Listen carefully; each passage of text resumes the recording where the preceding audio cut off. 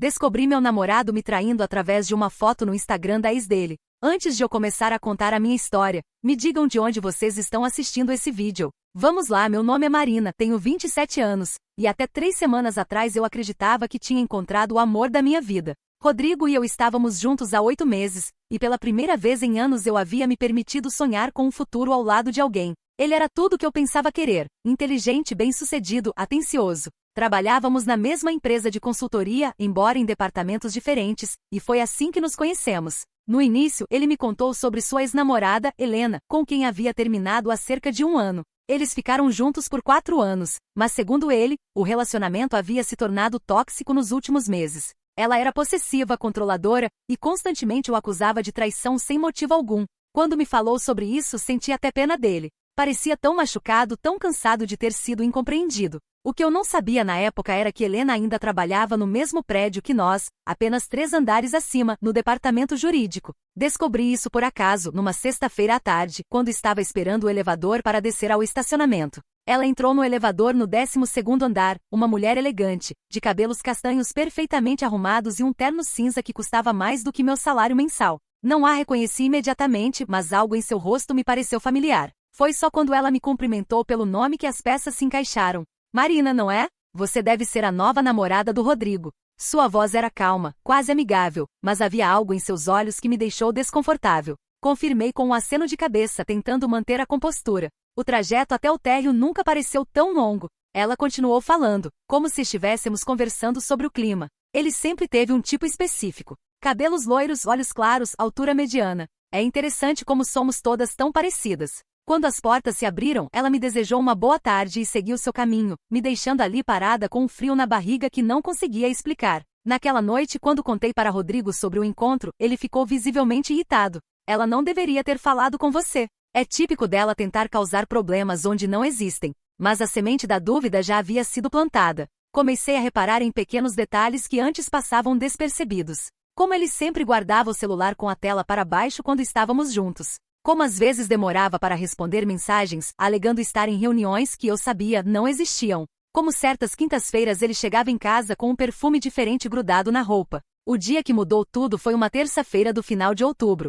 Rodrigo havia me dito que ficaria até tarde no escritório para terminar um relatório importante, mas quando liguei para ele por volta das 9 da noite, seu celular estava desligado. Isso era estranho. Ele sempre mantinha o telefone ligado, alegando que poderia receber ligações urgentes de clientes. Decidi passar no escritório para levar um lanche para ele, pensando que seria uma surpresa romântica. O prédio estava quase vazio, apenas alguns funcionários da limpeza e seguranças. Quando cheguei ao 15º andar, onde ficava sua sala, encontrei tudo escuro. Perguntei ao segurança se havia visto Rodrigo, e ele me disse que ele havia saído por volta das 6 da tarde. Minha primeira reação foi de preocupação. Talvez tivesse acontecido alguma emergência familiar. Tentei ligar novamente, mas o telefone continuava desligado. Foi então que decidi fazer algo que nunca havia feito antes. Fui até o apartamento dele. Eu tinha as chaves, mas nunca as havia usado sem avisar. A rua estava escura quando estacionei em frente ao prédio dele. Seu carro não estava na garagem. Subi até o apartamento mesmo assim, uma parte de mim esperando encontrá-lo lá, talvez se sentindo mal ou algo assim. O apartamento estava vazio e silencioso. Foi quando vi o bilhete em cima da bancada da cozinha. Não era endereçado para mim, mas as palavras saltaram da página como se estivessem em fogo. Obrigada pela noite incrível. Mal posso esperar para te ver amanhã no mesmo lugar. Sentei na poltrona da sala dele e fiquei lá por horas, apenas olhando para aquele pedaço de papel. Não conseguia processar o que estava acontecendo. 8 meses de relacionamento, 8 meses de planos futuros, de eu te amo sussurrados no escuro, de conversas sobre morar juntos. Tudo desmoronando por causa de um bilhete de 3 linhas. Quando Rodrigo chegou em casa por volta das 2 da manhã, me encontrou ainda sentada na mesma poltrona com o bilhete na mão. Ele ficou branco quando me viu, depois vermelho, depois novamente branco. Por alguns segundos, permanecemos em silêncio absoluto. Você pode me explicar isso? Perguntei, minha voz saindo mais calma do que eu esperava. Ele se aproximou lentamente, como se eu fosse um animal selvagem prestes a atacar. Marina, eu posso explicar tudo. Não é o que você está pensando. Então me explique. Ele sentou no sofá, passando as mãos pelos cabelos. Helena está passando por um momento difícil. Ela disse que estava pensando em se machucar. Eu não podia simplesmente ignorar. Somos colegas de trabalho e, além do mais, passamos 4 anos juntos. Eu tinha que ajudar. E você achou que a melhor forma de ajudar era levá-la para um hotel. Não foi em um hotel. A resposta saiu mais alta do que ele pretendia. Foi na casa dela. Ela estava bebendo e não queria ficar sozinha. Eu apenas fiquei lá até ela se acalmar. E desligou seu telefone porque a bateria acabou. Olhei para ele por um longo momento, procurando qualquer sinal de sinceridade em seu rosto. Rodrigo, nós dois sabemos que isso é mentira. Se você quisesse terminar comigo, bastava dizer. Você não precisava fazer isso. Eu não quero terminar com você. Ele se levantou abruptamente. Marina, eu te amo. Foi um erro terrível, um momento de fraqueza. Helena estava me manipulando, fazendo chantagem emocional. Eu sei que isso não justifica, mas eu juro que nunca mais vai acontecer. Então você está admitindo que aconteceu alguma coisa? A pergunta ficou suspensa no ar entre nós. Vi o momento exato em que ele percebeu que havia se contradito, que sua história não fazia sentido. Seus ombros desabaram e ele cobriu o rosto com as mãos. Sim, ele sussurrou. Aconteceu. Mas não significou nada, Marina. Absolutamente nada. Você tem que acreditar em mim. Levantei-me lentamente, colocando as chaves dele na mesa de centro. Não, Rodrigo. Eu não tenho que acreditar em nada que você diz. Não mais. Caminhei em direção à porta, mas ele me seguiu. Por favor, não vá embora assim. Podemos conversar sobre isso, podemos resolver. Eu estou disposto a fazer terapia de casal, qualquer coisa que você quiser. Parei com a mão na maçaneta. Sabe qual é a parte mais triste de tudo isso? Não é nem o fato de você ter me traído. É que você me tratou como idiota. Como se eu não fosse capaz de perceber as mentiras, as desculpas esfarrapadas. Isso dói mais do que qualquer traição. Saí do apartamento dele naquela madrugada achando que havia fechado um capítulo da minha vida. Como eu estava enganada. Na quinta-feira seguinte, eu estava na fila do café da empresa quando senti alguém tocando meu ombro.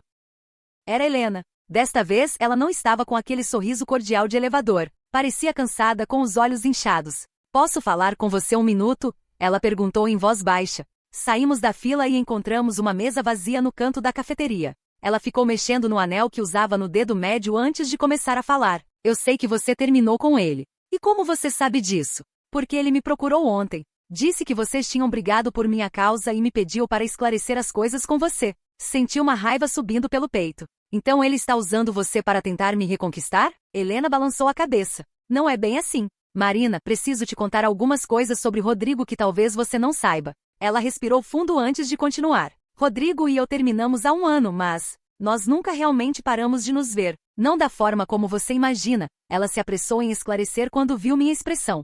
Pelo menos não da minha parte. Ele me procurava sempre que estava se sentindo inseguro ou quando tinha problemas. Dizia que eu era a única pessoa que realmente o entendia. Minha cabeça começou a girar. Vocês estiveram se encontrando durante todo o tempo que ele estava comigo? Não exatamente. Foram talvez umas 5 ou 6 vezes em 8 meses. Sempre com a desculpa de que precisava conversar sobre alguma coisa, que estava confuso sobre os sentimentos dele por você, que precisava do meu conselho. Helena pausou, olhando diretamente nos meus olhos. Na terça-feira passada foi diferente. Ele apareceu no meu apartamento completamente transtornado, dizendo que vocês haviam discutido sobre casamento e que ele havia entrado em pânico. Nós nunca discutimos sobre casamento, interrompi. Eu sei. Depois de algumas horas e várias doses de uísque, ele admitiu que havia inventado essa história. A verdade é que você havia mencionado casualmente que uma amiga sua havia ficado noiva, e isso foi suficiente para deixá-lo apavorado. Ele disse que se sentia sufocado, que não sabia se estava pronto para um compromisso sério. Senti como se tivessem me dado um soco no estômago.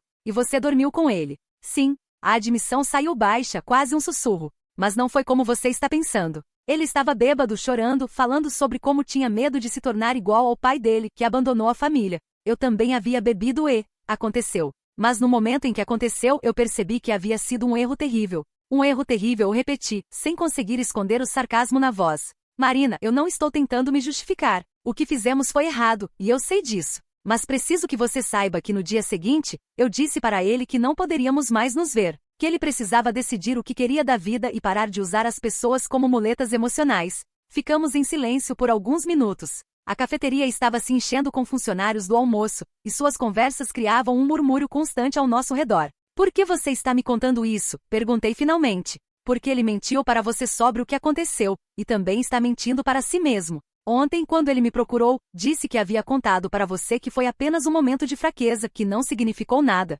Mas a verdade é que ele me ligou no sábado seguinte, tentando marcar outro encontro. Senti meu mundo desabar um pouco mais. E você foi? Não. Eu disse que estava saindo da cidade para visitar minha família e que quando voltasse, não queria mais contato com ele. É por isso que sei que ele está mentindo quando diz que foi apenas uma vez. Helena se levantou, pegando sua bolsa. Olha, Marina, eu não estou tentando ser sua amiga nem procurando perdão. Mas você parece ser uma pessoa decente, e eu acho que você merece saber com quem estava se envolvendo. Rodrigo não é má pessoa, mas ele é profundamente maturo e egoísta. Ele quer segurança emocional sem responsabilidade, e isso não é justo com ninguém. Depois que ela saiu, fiquei ali sentada por mais meia hora, tentando processar tudo o que havia escutado. Parte de mim queria acreditar que Helena estava mentindo, talvez tentando se vingar de Rodrigo de alguma forma. Mas no fundo, eu sabia que tudo fazia sentido com o comportamento dele nos últimos meses. As mensagens não respondidas, os fins de semana que ele dizia estar ocupado com trabalho, a forma como ele mudava de assunto sempre que eu mencionava planos futuros. Todas as peças do quebra-cabeça se encaixando de uma forma que me fazia sentir como a maior idiota do mundo. Naquela tarde, voltei ao trabalho determinada a esquecer Rodrigo e seguir em frente. Mas o universo tinha outros planos para mim. Por volta das 5 da tarde, minha chefe Paula me chamou em sua sala. Ela era uma mulher de uns 50 anos, sempre muito profissional, mas com um jeito maternal que me fazia sentir à vontade. Marina, preciso falar com você sobre uma situação delicada, ela começou gesticulando para que eu me sentasse. Chegou ao meu conhecimento que você e Rodrigo Mendes, do departamento de projetos, tiveram um relacionamento pessoal. Senti meu rosto esquentar. Sim, mas terminamos esta semana. Isso vai afetar meu trabalho aqui? Não, não é isso. A questão é que Rodrigo procurou o RH hoje cedo alegando que você está o perseguindo e causando problemas no ambiente de trabalho. Ele disse que você havia invadido o apartamento dele e feito ameaças. Levantei da cadeira tão rapidamente que ela quase caiu. Isso é mentira. Eu tenho as chaves do apartamento dele, ele mesmo me deu. E nunca fiz ameaça alguma. Paula levantou a mão, me fazendo sentar novamente.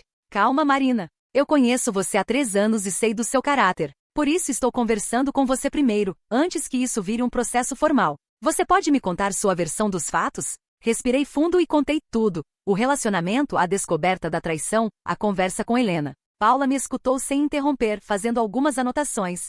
Você tem alguma prova do que está me contando? Mensagens, e-mails, alguma coisa? Tenho algumas mensagens dele, mas não sei se servem como prova de alguma coisa. Você pode me mostrar? Peguei meu celular e mostrei para Paula algumas conversas que Rodrigo e eu havíamos tido por WhatsApp. Mensagens românticas, planos de fim de semana, ele mesmo me dando as chaves do apartamento. Paula fotografou algumas das mensagens com o celular dela. Marina, vou ser direta com você. Rodrigo está tentando se proteger criando uma versão dos fatos que o favoreça. Provavelmente ele tem medo de que você conte para outras pessoas no escritório sobre a traição, então está tentando se antecipar e desacreditar qualquer coisa que você possa dizer. Mas isso é absurdo. Eu só quero esquecer que ele existe e tocar minha vida. Eu sei, mas infelizmente esse tipo de situação é mais comum do que você imagina. Vou conversar com o RH e apresentar sua versão dos fatos. Por enquanto, evite qualquer contato com ele no escritório, ok? Saí da sala da Paula me sentindo como se estivesse em um pesadelo. Como alguém com quem eu havia dividido a cama por 8 meses podia ser capaz de algo assim? Como eu havia me enganado tanto sobre o caráter de uma pessoa? Naquela noite, liguei para minha melhor amiga, Carla, e contei tudo o que havia acontecido. Ela me escutou pacientemente e depois disse algo que não esquecerei jamais. Marina, você sabe qual é o problema? Você sempre vê o melhor nas pessoas.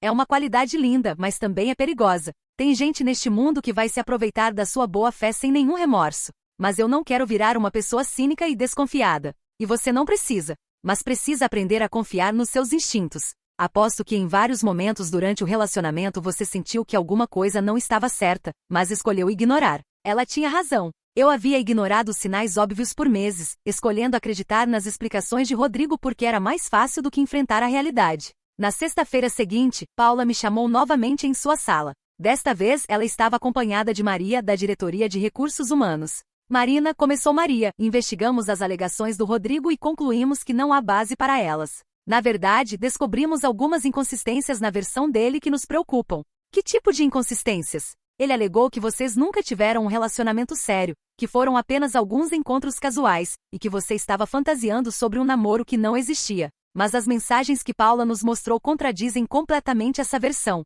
Paula se inclinou para a frente. Além disso, conversamos discretamente com algumas pessoas do departamento dele, e descobrimos que Rodrigo já teve pelo menos 2 outros relacionamentos com colegas de trabalho que terminaram de forma problemática. Como assim?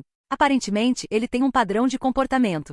Se envolve com colegas e quando o relacionamento termina, ele tenta desacreditar a outra pessoa alegando perseguição ou comportamento obsessivo. Senti uma mistura de alívio e raiva. Alívio por saber que não estava louca, que minha versão dos fatos estava sendo acreditada. Raiva por descobrir que eu havia sido apenas mais uma em uma série de mulheres que Rodrigo havia manipulado. O que vai acontecer agora? Perguntei. Maria e Paula trocaram um olhar. Rodrigo será transferido para a filial de São Paulo na semana que vem, disse Maria. Oficialmente é uma promoção. Extraoficialmente é para evitar que situações como essa se repitam. E comigo? Com você nada. Você continua aqui normalmente. Mas se ele tentar entrar em contato com você de qualquer forma, quero que me avise imediatamente. Saí daquela reunião me sentindo como se um peso enorme tivesse sido tirado dos meus ombros. Finalmente aquele pesadelo estava chegando ao fim. Ou pelo menos era o que eu pensava. 2 semanas se passaram em relativa paz. Rodrigo havia sido transferido como prometido, e eu estava começando a me sentir normal novamente.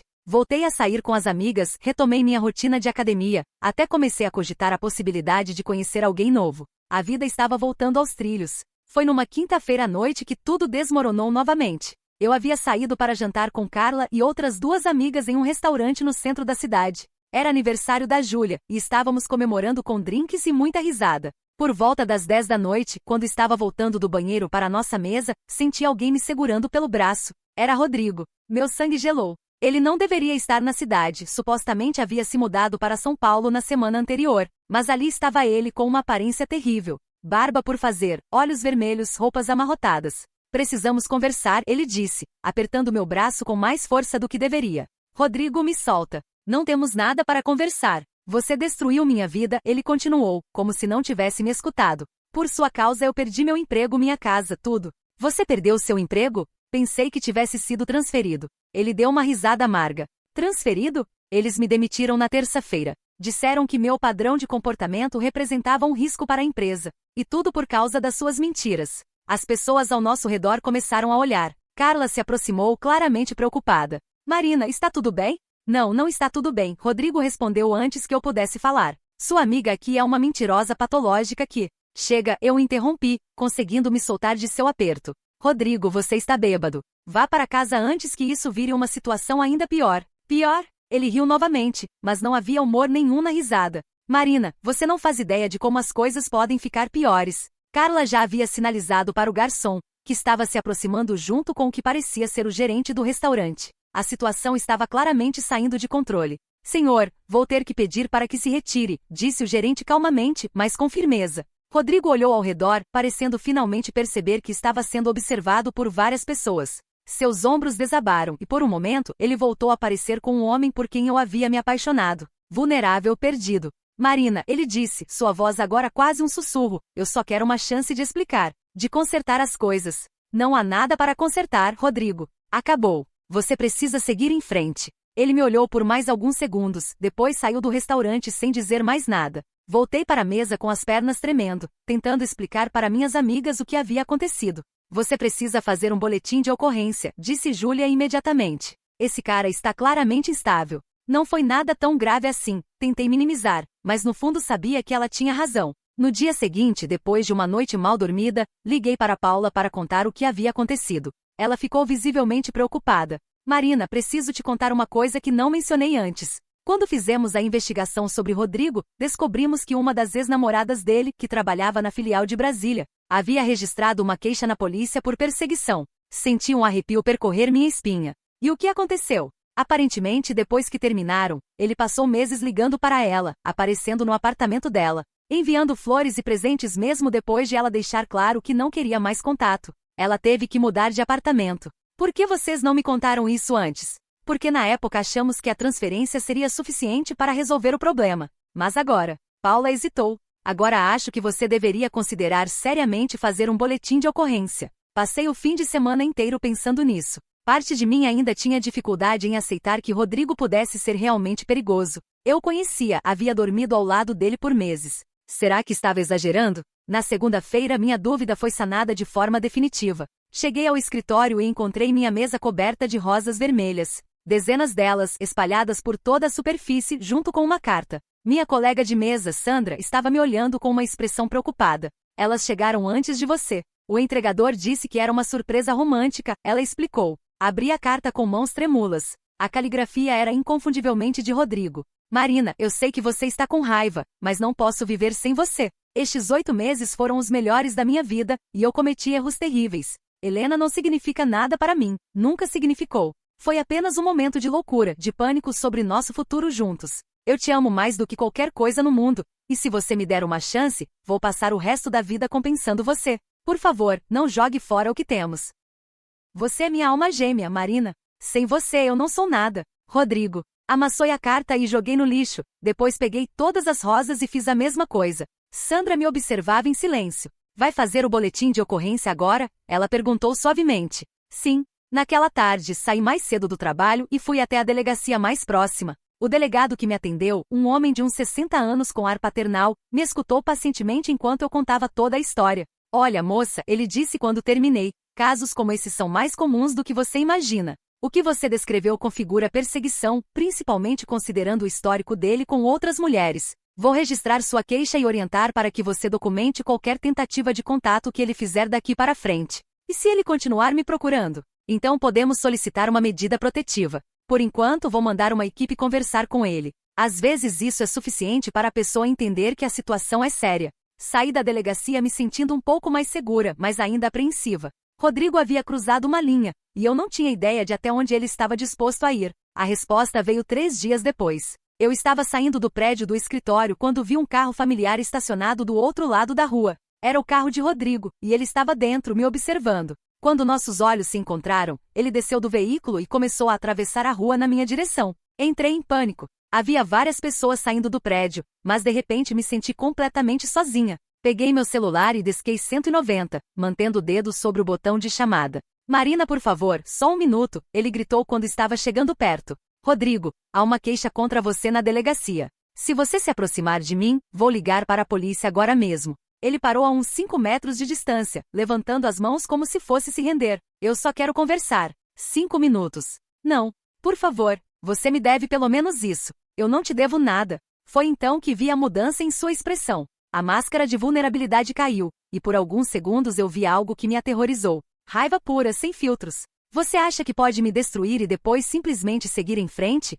Ele disse, sua voz baixa mas carregada de veneno. Acha que não há consequências? Apertei o botão de chamada do 190. A ligação foi atendida imediatamente. Alô, polícia? Preciso de ajuda. Há um homem me ameaçando na Rua das Palmeiras, em frente ao número 347. Rodrigo ouviu minha ligação e sua expressão mudou novamente. O pânico substituiu a raiva. Ele olhou ao redor, percebeu que várias pessoas estavam observando a cena, e correu de volta para o carro. A viatura chegou em menos de 10 minutos, mas Rodrigo já havia desaparecido. Os policiais anotaram minha versão dos fatos e prometeram intensificar as rondas na região. Naquela noite, Carla insistiu para que eu dormisse na casa dela. Não é seguro você ficar sozinha agora, ela disse, e eu não tive forças para discordar. Mas mesmo na casa da minha melhor amiga, cercada por pessoas que me amavam, eu não conseguia parar de pensar na expressão no rosto de Rodrigo. Havia algo ali que ia além da raiva de um ex-namorado rejeitado. Havia uma frieza, um cálculo, que me fazia pensar que essa história estava longe de terminar.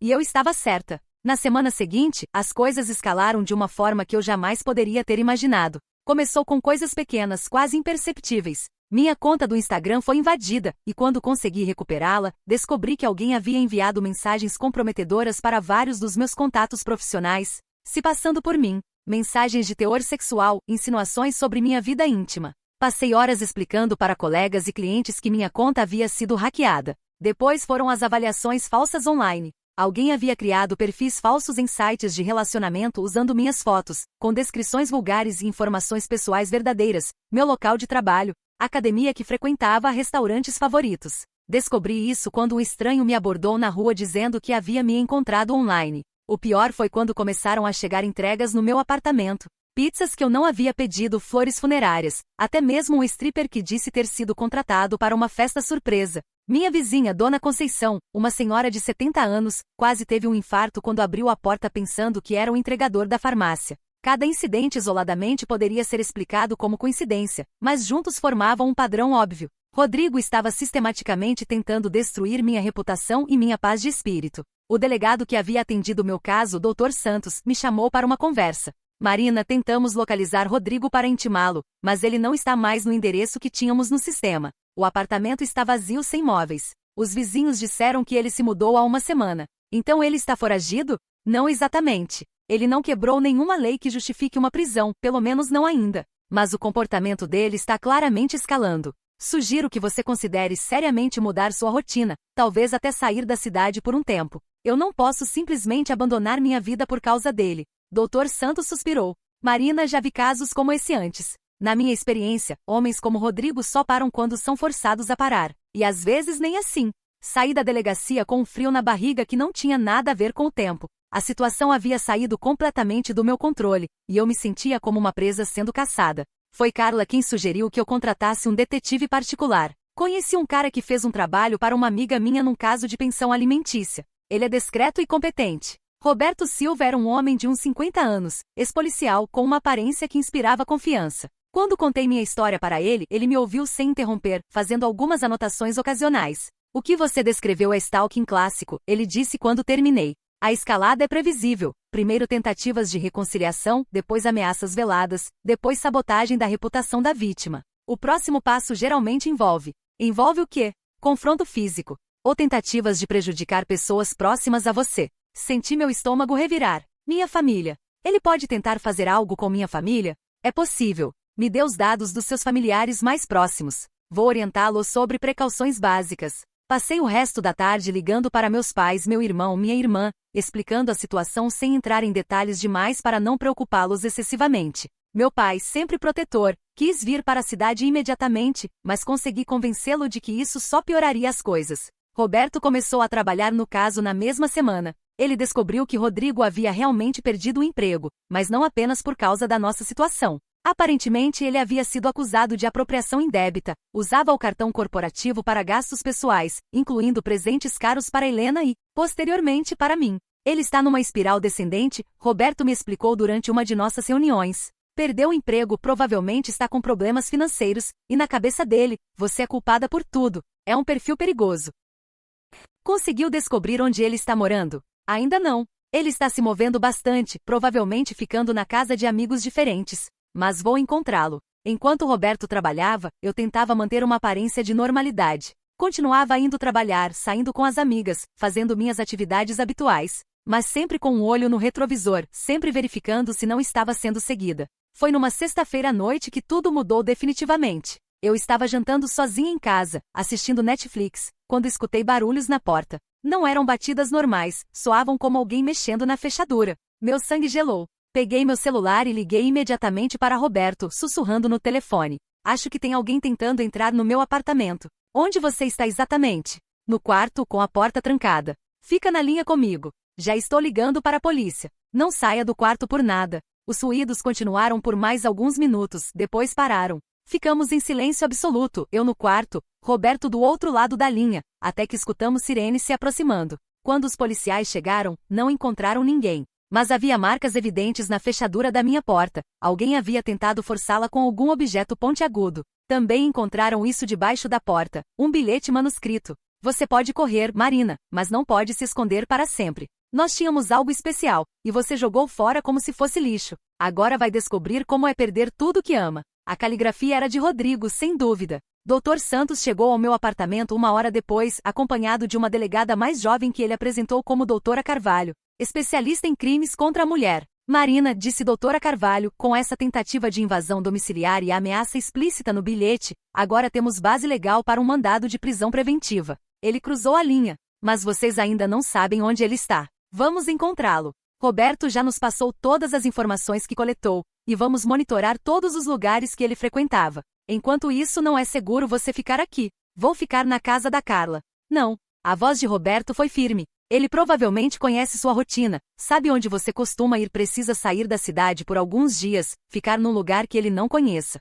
Naquela madrugada fiz uma mala com o essencial e fui para a casa dos meus pais, numa cidade a 200 quilômetros de distância. Não contei para eles todos os detalhes, apenas disse que estava tendo problemas com um ex-namorado e precisava ficar fora de circulação por um tempo. Minha mãe, sempre intuitiva, percebeu que a situação era mais grave do que eu estava admitindo. Marina, esse homem te machucou de alguma forma? Fisicamente, digo. Não, mãe. Mas, acho que ele poderia. Por isso estou aqui. Ela me abraçou com força. Você fez bem em vir. Fica aqui o tempo que precisar. Durante os 3 dias que passei na casa dos meus pais, Roberto me mantinha atualizada sobre as investigações. A polícia havia rastreado Rodrigo até um hotel barato na periferia da cidade, mas quando chegaram lá, ele já havia partido. O recepcionista disse que ele parecia agitado e havia perguntado sobre horários de ônibus para várias cidades diferentes. Ele está fugindo, Roberto explicou por telefone. Provavelmente percebeu que a polícia estava atrás dele. Isso é bom ou ruim? Pode ser os dois. Bom porque ele está saindo da sua cidade.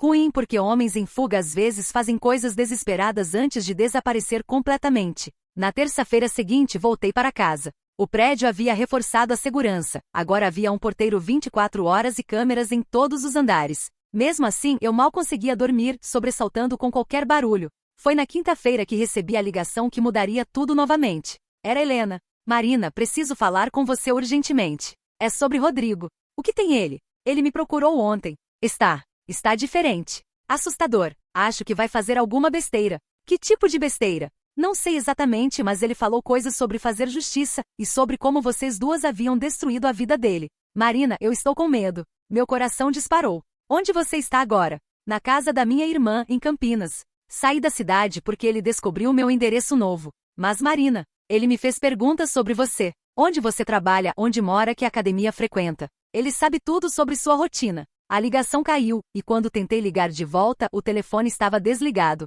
Liguei imediatamente para Roberto. Ele voltou, eu disse assim que ele atendeu. Como sabe? Contei sobre a ligação de Helena. Roberto ficou em silêncio por alguns segundos. Marina, precisa sair da cidade novamente. Agora. Não posso ficar fugindo para sempre. É temporário. Com as informações que Helena forneceu, a polícia vai conseguir localizá-lo. Mas até lá, você não está segura. Desta vez, não fui para a casa dos meus pais. Roberto me levou para um pequeno hotel numa cidade vizinha, registrou o quarto em nome dele, e me fez prometer que não sairia por nenhum motivo. Por quanto tempo? Perguntei. Alguns dias. Uma semana no máximo. Mas eu não fazia ideia de que a decisão de sair da cidade havia salvado minha vida. Na sexta-feira seguinte, Roberto me ligou com notícias que me fizeram tremer das pernas. Encontramos Rodrigo, ele disse, sua voz grave. Onde? No seu apartamento. Como assim, no meu apartamento? A voz de Roberto estava tensa do outro lado da linha. A polícia recebeu uma denúncia dos seus vizinhos sobre barulho excessivo vindo do seu apartamento na madrugada. Quando chegaram lá para verificar, encontraram a porta arrombada e Rodrigo dentro. Senti como se o mundo estivesse girando ao meu redor. O que ele estava fazendo? Marina, você vai ter que ser forte para ouvir isso. Ele havia destruído praticamente tudo. Móveis quebrados, roupas rasgadas, fotos suas queimadas na pia da cozinha. E havia escritos nas paredes. Que tipo de escritos? Roberto hesitou. Ameaças. Frases como, se não pode ser minha, não será de mais ninguém, e outras coisas que prefiro não repetir. E Marina? Ele tinha uma arma. Meu sangue gelou completamente. Uma arma. Um revólver calibre 38. Não sabemos ainda se é registrado. Ele estava dormindo na sua cama quando a polícia entrou, e a arma estava debaixo do travesseiro. Comecei a chorar. Não conseguia parar. A ideia de que ele havia estado no meu espaço mais íntimo, dormindo na minha cama, planejando Deus sabe o que, me deixou completamente em pânico. Ele foi preso? Sim. Invasão de domicílio, porte ilegal de arma, dano ao patrimônio, descumprimento de medida protetiva.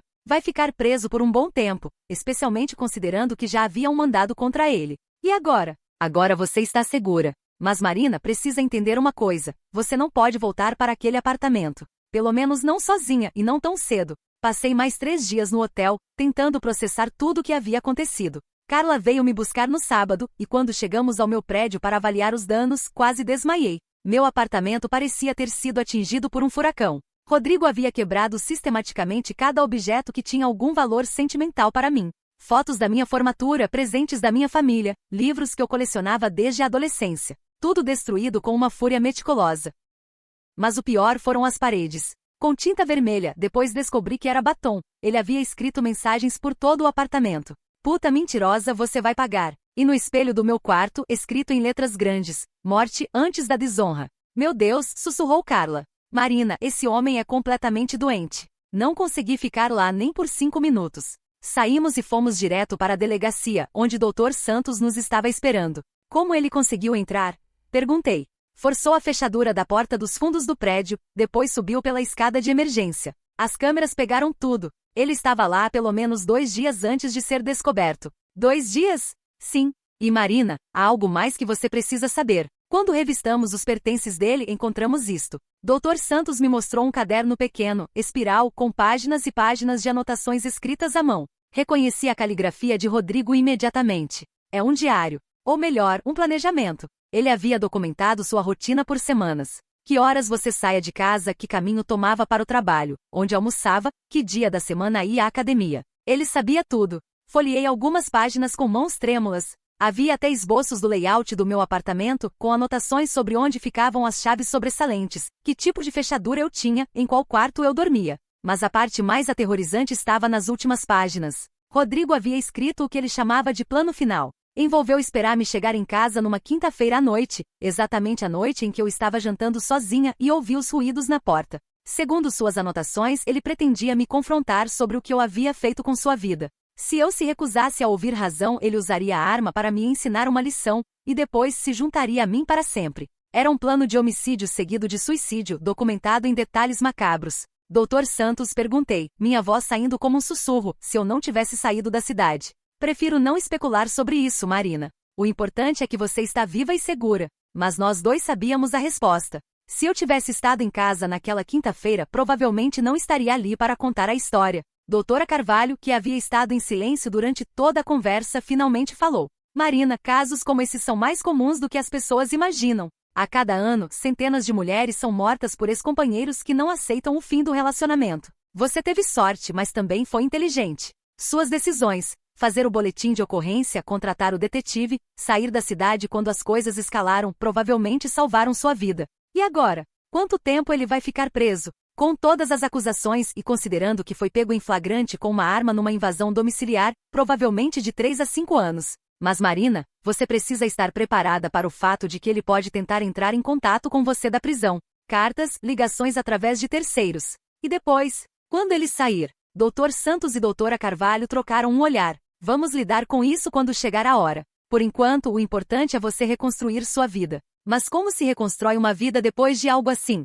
Passei as 2 semanas seguintes na casa de Carla, tentando decidir o que fazer. Meu apartamento estava inabitável. Mesmo depois de limpo e reparado, eu sabia que nunca conseguiria dormir lá em paz novamente. Meu emprego estava compreensivo, mas eu havia perdido tanto tempo lidando com toda essa situação que estava atrasada em vários projetos. E emocionalmente eu estava destruída. Não conseguia confiar em ninguém. Qualquer homem que demonstrasse interesse em mim me deixava em pânico. Qualquer barulho inesperado me fazia sobressaltar. Estava vivendo como se ainda estivesse sendo perseguida, mesmo sabendo que Rodrigo estava atrás das grades. Foi Carla quem sugeriu terapia. Marina, você passou por um trauma sério. Não vai conseguir superar isso sozinha. Doutora Fernanda Luz era uma psicóloga especializada em vítimas de violência doméstica e stalking. Nossa primeira sessão foi difícil. Eu mal conseguia falar sobre o que havia acontecido sem começar a chorar. Marina, ela me disse gentilmente, o que você viveu não foi apenas uma separação difícil. Foi violência psicológica sistemática com escalada para ameaça física real.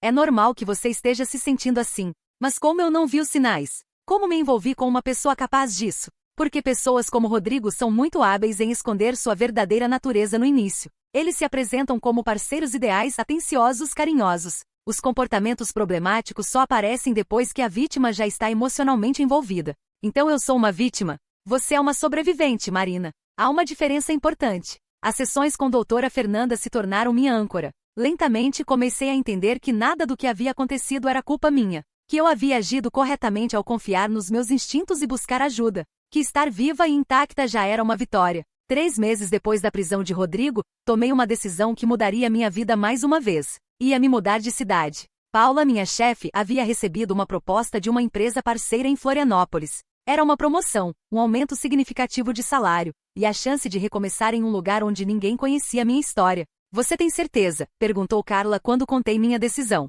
Não acha que está fugindo? Talvez esteja a admitir. Mas às vezes fugir é a coisa mais corajosa que podemos fazer. No meu último dia na cidade, fiz uma visita final à delegacia. Dr. Santos me recebeu com um sorriso caloroso. Como está se sentindo? Melhor. Ainda tenho pesadelos às vezes, mas estou melhor. E os planos para Florianópolis? Estou animada, na verdade. Pela primeira vez em meses, sinto que tenho um futuro pela frente. Ele se levantou e me estendeu a mão. Marina, em 20 anos de polícia, vi muitas mulheres passarem por situações similares. Nem todas tiveram sua sorte, e nem todas souberam lidar com a situação com sua inteligência e coragem. Você deve se orgulhar de si mesma. Saí da delegacia pela última vez sentindo algo que não sentia há muito tempo, esperança. Mas histórias como essa raramente têm finais simples, e eu logo descobriria que mesmo a 500 quilômetros de distância, o passado tem uma forma de nos alcançar. Florianópolis me recebeu com braços abertos. A empresa onde comecei a trabalhar era moderna, progressiva, e meus novos colegas eram acolhedores sem serem invasivos. Aluguei um apartamento pequeno mas confortável no centro da cidade, a poucos quarteirões da praia. Pela primeira vez em meses, conseguia dormir uma noite inteira sem acordar sobressaltada. Os primeiros 6 meses foram de reconstrução. Fiz terapia com uma nova psicóloga, doutora Amanda, que me ajudou a continuar o trabalho que havia começado com doutora Fernanda. Voltei à academia, conheci pessoas novas, até comecei a namorar casualmente, nada sério, mas foi um passo importante para recuperar minha confiança. Roberto mantinha contato comigo esporadicamente, enviando atualizações sobre o caso de Rodrigo. Ele havia sido condenado a 4 anos de prisão, mas com boa conduta poderia sair em 2,5. Helena havia mudado para o exterior, conseguiu um trabalho em Portugal e deixou o Brasil definitivamente.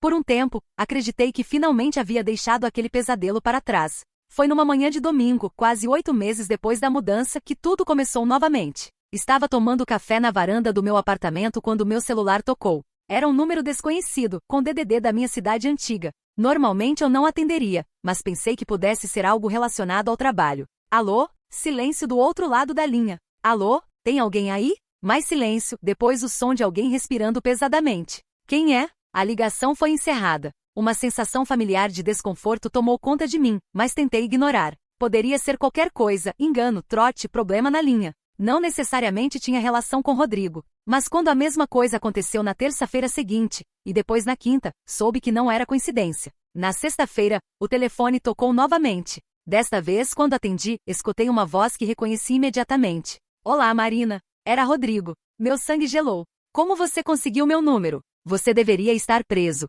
Prisão não é barreira para quem tem amigos do lado de fora. Sua voz estava diferente, mais grave, mais fria. Você achou que poderia simplesmente desaparecer e eu esqueceria o que você fez comigo? Rodrigo, há uma ordem judicial que te proíbe de entrar em contato comigo. Se você não desligar agora mesmo, vou chamar a polícia. Ele riu, uma risada que me deu arrepios. Chama. Vou adorar explicar para eles como você destruiu minha vida e depois fugiu como uma covarde. Eu não destruí nada. Você fez suas escolhas. Minhas escolhas? A voz dele ficou mais alta. Marina, eu perdi tudo por sua causa. Meu emprego, minha casa, minha liberdade. E você está aí vivendo feliz da vida em Florianópolis, como se nada tivesse acontecido. O fato de ele saber onde eu estava morando me aterrorizou. Como você? Você acha que é difícil encontrar alguém hoje em dia? Redes sociais, colegas de trabalho, pessoas sempre dispostas a conversar. Marina Silva, 28 anos, trabalha na Techovation Solutions, mora na Rua das Acácias 142, apartamento 301. Vai à academia Smart Fit 3 vezes por semana, sempre na terça, quinta e sábado. Às sextas bebe vinho no bar do Hotel Intercity com as colegas do escritório. Cada palavra era como um soco no estômago. Ele havia mapeado minha nova vida com a mesma obsessão doentia que havia demonstrado antes. O que você quer, Rodrigo? Justiça. Você me deve isso. Eu não te devo nada. Você me deve tudo. A voz dele explodiu no telefone. 4 anos da minha vida, Marina. 4 anos numa cela imunda por causa das suas mentiras. Você foi preso porque invadiu minha casa com uma arma. Eu fui preso porque você me transformou num monstro. Antes de você, eu nunca havia feito mal a ninguém. Mas você me deixou louco. Desliguei o telefone com as mãos tremendo. E imediatamente liguei para Roberto. Ele me ligou, disse assim que Roberto atendeu. Rodrigo me ligou. Isso é impossível. Ele está preso. Eu sei que é ele, Roberto. E ele sabe onde eu moro, onde trabalho, tudo. Roberto ficou em silêncio por alguns segundos. Vou verificar a situação dele na prisão. E Marina, você precisa ir à polícia aí em Florianópolis hoje mesmo. A delegacia de Florianópolis me tratou com profissionalismo, mas percebi um certo ceticismo quando expliquei que estava recebendo ameaças de alguém que teoricamente estava preso em outro estado. A delegada responsável, doutora Menezes, anotou tudo cuidadosamente. Vamos entrar em contato com a penitenciária onde ele está cumprindo pena, ela me disse. Se ele realmente fez essas ligações, é uma violação grave das regras prisionais. Enquanto isso, documente tudo. Grave as ligações se possível. E considere trocar de número. Voltei para casa me sentindo desprotegida e vulnerável novamente. Troquei de número naquele mesmo dia, mas no fundo sabia que isso não seria suficiente. Se Rodrigo havia conseguido descobrir tantas informações sobre minha nova vida, conseguiria descobrir meu novo número também. Roberto me ligou no dia seguinte com notícias perturbadoras. Marina, há um problema. Rodrigo não está mais preso. Como assim? Ele foi solto há 3 semanas. Liberdade condicional por bom comportamento. Senti como se o chão tivesse desaparecido debaixo dos meus pés. 3 semanas? E ninguém me avisou? Deveria ter havido uma notificação automática. Vou investigar o que aconteceu, mas agora não importa. O que importa é que você precisa tomar medidas imediatas de segurança. Que tipo de medidas? Mudança de endereço pelo menos temporariamente. E Marina precisa avisar sua família. Se ele está obcecado em te encontrar, pode tentar usar seus parentes como meio de chegar até você. Liguei para meus pais imediatamente explicando a situação. Minha mãe começou a chorar no telefone. Filha, volta para casa. Vem ficar aqui com a gente até isso se resolver. Mãe, se ele está realmente me procurando, ir para casa só vai colocar vocês em perigo também. Mas ela insistiu, e no fundo, eu sabia que não tinha muitas opções. Não conhecia ninguém em Florianópolis bem o suficiente para pedir ajuda, e ficar sozinha não parecia seguro. Naquela noite, enquanto fazia as malas mais uma vez, meu novo celular tocou. Era ele novamente. Novo número, mesma Marina Covarde, disse assim que atendi. Como você conseguiu? Você ainda não entendeu, não é? Eu sempre vou te encontrar. Não importa para onde você fuja, eu vou estar lá. Rodrigo, você está violando sua liberdade condicional. Volte para a prisão e deixe isso de lado. Prisão? Ele riu. Marina, prisão foi férias comparado ao que você fez comigo. 4 anos para pensar em você todos os dias, para planejar o que ia fazer quando saísse. 4 anos para entender que você não é vítima nessa história, você é a vilã. Eu vou desligar agora. Não desliga. Porque se você desligar, vou ter que te procurar pessoalmente. E aí a conversa vai ser bem diferente. Minha mão congelou no botão de desligar. O que você quer? Um encontro. Só você e eu. Para conversarmos como pessoas civilizadas. Isso nunca vai acontecer. Então talvez eu devesse visitar seus pais primeiro. Eles moram numa casa amarela na Rua dos Girassóis, não é? Sua mãe tem um jardim lindo. Seria uma pena se alguma coisa acontecesse com ele. Ou com ela. A linha foi cortada, e eu fiquei ali parada segurando o telefone, em estado de choque total. Ele sabia onde meus pais moravam. Liguei para eles imediatamente gritando para que saíssem de casa naquele exato momento, que fossem para a casa de algum parente, qualquer lugar que fosse seguro. Meu pai tentou me acalmar, mas eu estava em pânico completo. Pai, vocês não entendem. Esse homem é capaz de qualquer coisa. Por favor, só saiam de casa. Enquanto eles se organizavam para sair, liguei para a polícia da cidade deles, explicando a situação e pedindo para que enviassem uma viatura para verificar a casa. Depois liguei para Roberto, que estava tão assustado quanto eu. Marina, isso escalou muito rápido. Ele está claramente planejando alguma coisa. O que eu faço, Roberto? Não posso colocar minha família em risco, mas também não posso me entregar para ele. Primeiro, seus pais saem da cidade hoje mesmo. Segundo, você também. E terceiro, vamos coordenar com a polícia dos 2 estados para encontrar esse filho da puta antes que ele faça alguma besteira. Mas encontrar Rodrigo seria mais difícil do que imaginávamos. Nos dias seguintes descobrimos que ele havia violado praticamente todas as condições da sua liberdade condicional. Não estava morando no endereço declarado, não estava se apresentando ao agente responsável, e havia simplesmente desaparecido do sistema. Era como se estivesse vivendo nas sombras, financiando sua perseguição com dinheiro que ninguém sabia de onde vinha. Meus pais foram para a casa da minha tia em outra cidade, e eu me instalei num hotel em Florianópolis, mudando de quarto a cada 2 dias. Pedi afastamento do trabalho alegando problemas familiares, o que tecnicamente era verdade. Por uma semana não houve mais ligações. Comecei a esperar que talvez ele tivesse desistido, percebido que havia ido longe demais. Mas eu estava enganada. Na quinta-feira seguinte, quando voltava do supermercado para o hotel onde estava hospedada, vi um carro familiar estacionado do outro lado da rua. Era o mesmo modelo que Rodrigo dirigia, só que de cor diferente. Meu coração disparou. Entrei rapidamente no hotel, subindo direto para o meu quarto, e liguei para Roberto. Acho que ele está aqui, sussurrei no telefone. Tem certeza? Não absoluta, mas... Roberto, acho que ele me seguiu até Florianópolis. Onde você está exatamente? Dei o endereço do hotel. O que eu faço? Não sai do quarto. Vou ligar para a polícia daí e para os hotéis ao redor, ver se conseguimos localizá-lo. Marina, se você estiver certa, isso acabou de virar uma situação muito perigosa. Passei a noite inteira acordada, espiando pela janela, esperando ver sua silhueta no estacionamento. Cada barulho no corredor me fazia pular. Por volta das 5 da manhã, exausta, acabei adormecendo na poltrona. Acordei com alguém batendo na porta. Meu coração disparou quando escutei as batidas na porta. Eram batidas suaves, quase educadas, mas havia algo sinistro nela. Peguei meu celular e me escondi no banheiro, ligando silenciosamente para a polícia. Polícia, por favor, preciso de ajuda urgente. Hotel Mar Azul, quarto 418. O homem que estava me perseguindo está aqui. As batidas continuaram, agora acompanhadas de uma voz familiar. Marina, sei que você está aí. Vi você entrar ontem à noite.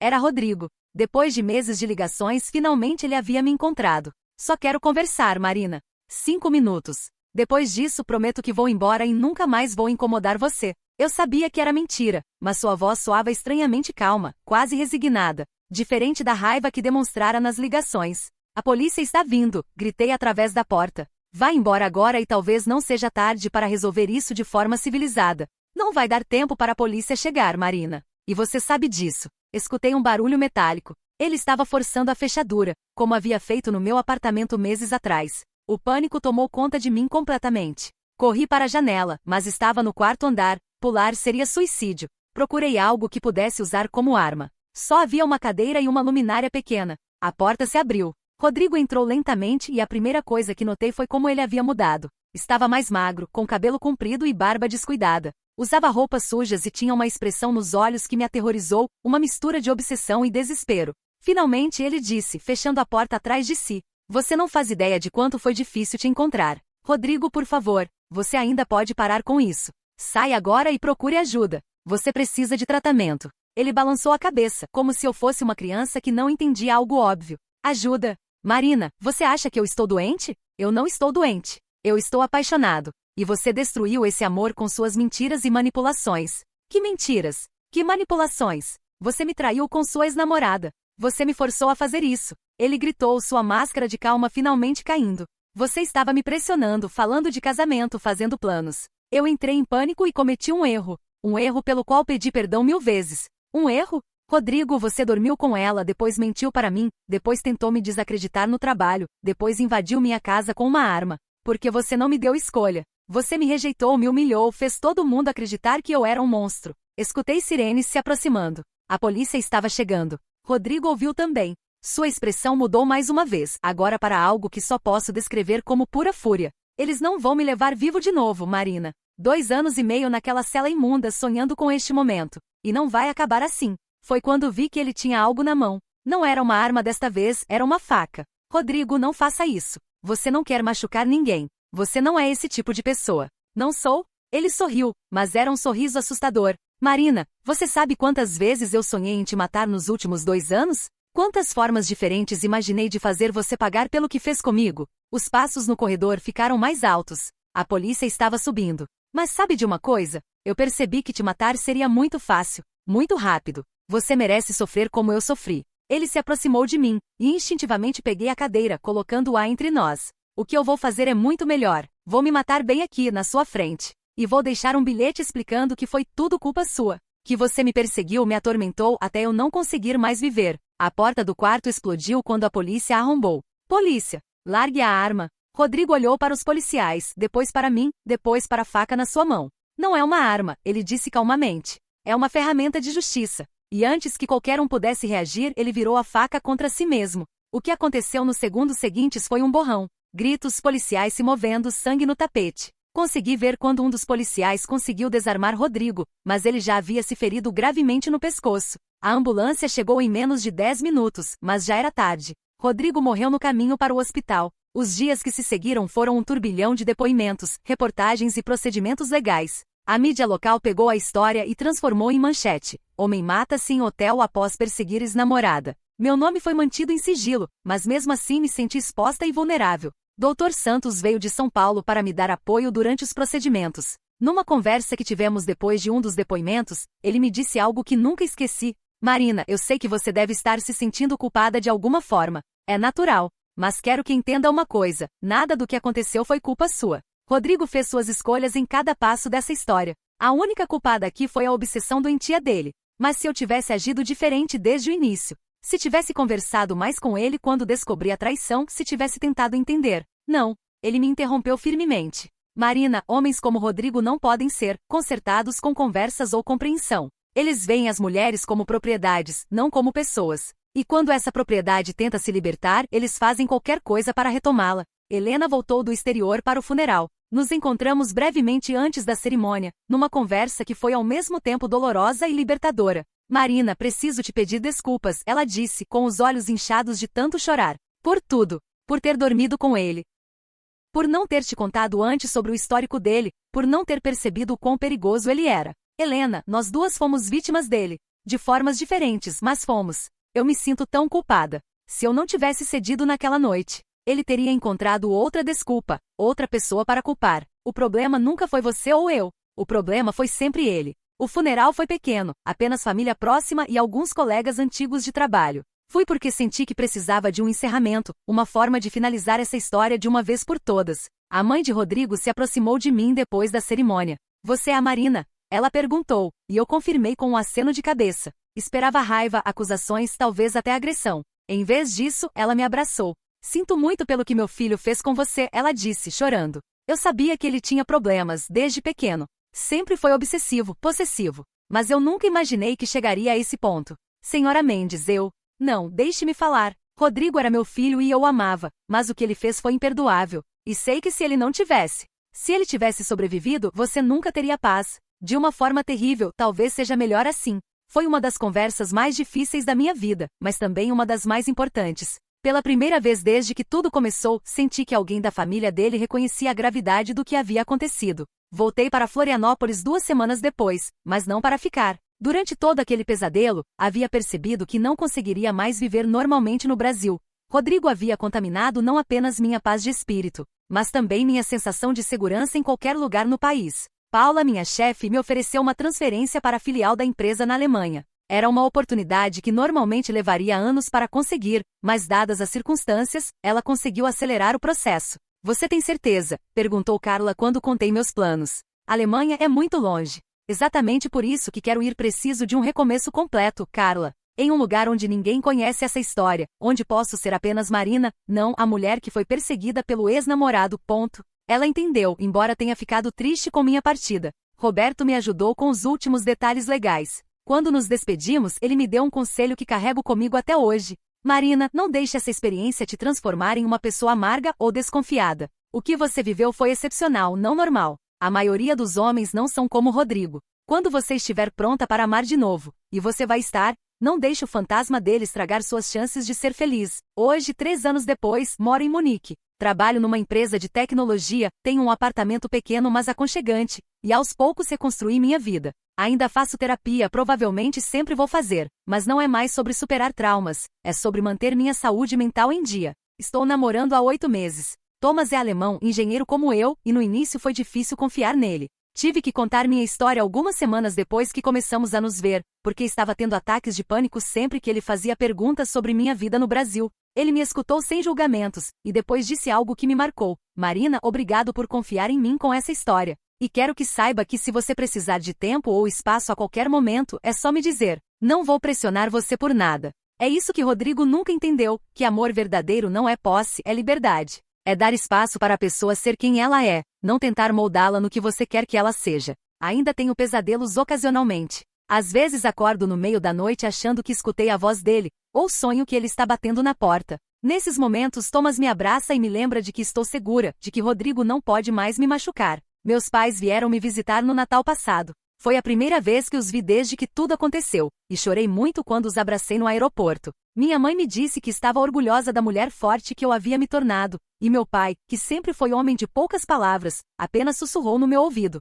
Minha filha corajosa. Carla vem me visitar todo ano, e mantemos contato constante. Ela me conta as novidades do Brasil, do nosso antigo trabalho, dos amigos em comum. Por um tempo evitei qualquer notícia sobre minha cidade natal, mas agora consigo ouvir essas histórias sem que me afetem. Helena e eu trocamos mensagens esporadicamente. Ela se casou com um português e está feliz, segundo ela. Às vezes refletimos sobre como nossas vidas poderiam ter sido diferentes se Rodrigo tivesse buscado ajuda para seus problemas em vez de nos culpar por eles. Escrevi essa história não para reviver o trauma, mas porque acho importante que outras mulheres saibam reconhecer os sinais. Rodrigo não acordou um dia e decidiu ser um stalker. Houve sinais desde o início que eu ignorei ou desculpei. A forma como ele falava da ex-namorada, sempre culpando-a pelos problemas do relacionamento. Como ele ficava possessivo quando outros homens falavam comigo. A maneira como controlava sutilmente minha agenda social. Como ele fazia questão de saber onde eu estava o tempo todo, disfarçando isso como cuidado. Se você está lendo isso e reconhece alguns desses comportamentos no seu parceiro, por favor, considere conversar com alguém. Um psicólogo, um amigo de confiança, a polícia se necessário. Não é paranoia, é proteção. O amor verdadeiro não dói. O amor verdadeiro não controla. O amor verdadeiro não ameaça. E se você está passando por algo similar ao que passei, saiba que não é culpa sua. Não importa o que você fez ou deixou de fazer, ninguém merece ser perseguido, ameaçado ou ter sua vida destruída por outra pessoa. Você pode sair dessa situação. Vai ser difícil, vai ser assustador, mas é possível. E do outro lado, a vida, a paz, há a possibilidade de amar e ser amada de forma saudável. Eu sou a prova viva disso. Hoje, quando olho pela janela do meu apartamento em Munique e vejo as montanhas ao longe, sinto gratidão. Gratidão por estar viva, por ter encontrado forças que nem sabia que tinha, por ter pessoas ao meu redor que me amam pelo que sou, não pelo que querem que eu seja. Rodrigo queria me destruir, mas no final, ele apenas me tornou mais forte. E isso talvez seja a maior vingança de todas: viver bem, ser feliz, e provar que o amor nunca deve ser uma prisão.